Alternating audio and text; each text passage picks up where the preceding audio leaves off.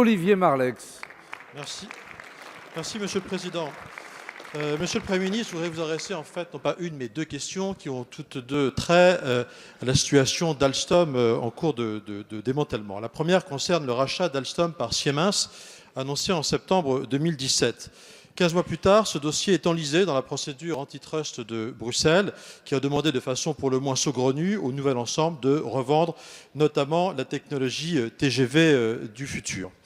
Nous ne pouvons évidemment que partager les critiques exprimées par le ministre de l'économie sur le caractère désormais absurde de la jurisprudence de la Commission européenne en matière de concurrence. Mais il n'y a pas que la Commission qui critique cette fusion, c'est également le cas de l'autorité allemande de la concurrence qui a émis hier un avis défavorable à cette fusion. Pouvez-vous donc, Monsieur le Premier ministre, nous éclairer sur les propositions de compromis que le gouvernement français est prêt à accepter et, le cas échéant, sur la stratégie alternative que le gouvernement pourrait appuyer? La réponse à cette question, que je pose d'ailleurs en associant mon collègue Frédéric Reiss, intéresse évidemment tous les salariés du groupe Alstom. La deuxième question concerne les ex-Alstom Power passés sous contrôle de General Electric en 2014. Le Bell américain qui devait assurer des jours heureux aux géants français est bien en fait très mal en point avec une perte trimestrielle record de 22 milliards en octobre 2018, des difficultés dans 6 segments d'activité sur 8 et un endettement colossal de 115 milliards de dollars. Le nouveau président de General Electric, Larry Culp, ne cache pas son intention de céder des actifs.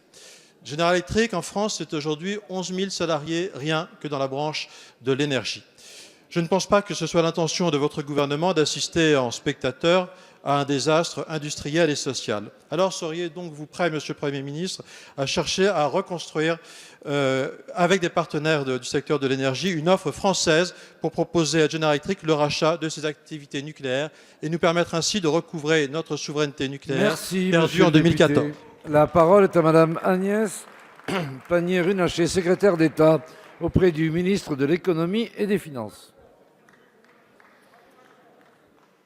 Monsieur le Président, Mesdames et Messieurs les députés, Monsieur le député Marleix, je vais prendre les questions à l'envers. Vous m'interrogez d'abord sur General Electric, Alstom, sur la filière énergie. Je voudrais quand même rappeler qu'en 2014, et je connais un petit peu ce dossier parce que j'étais au conseil d'administration de la BPI à ce moment-là et j'ai eu l'occasion d'échanger avec Jean-Martin Fols qui, comme vous le savez, était au conseil d'Alstom. Je souhaite d'abord rappeler qu'en 2014, Alstom n'avait pas la taille critique dans les activités énergétiques pour faire face à la concurrence et que ces activités n'étaient pas viables à long terme. C'était le constat du conseil d'administration. C'était le constat d'un grand industriel comme Jean-Martin Fols, par exemple.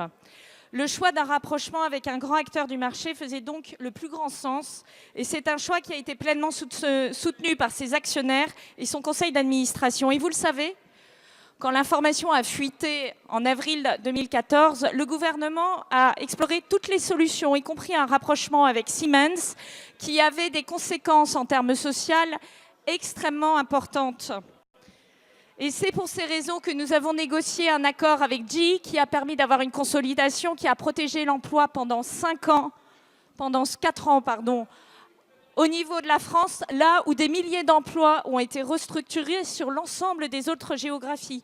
J'ajoute que General Electric s'est engagé à créer 1000 emplois ou à payer 50 millions d'euros de pénalités pour le non-respect et que ces 50 millions d'euros, le nouveau PDG de General Electric s'engage à le payer aujourd'hui pour accompagner la reconversion des bassins.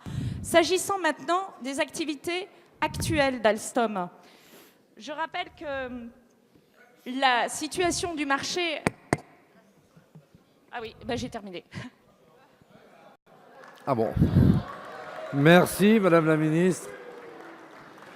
Le but était de vous alerter, non de vous interrompre.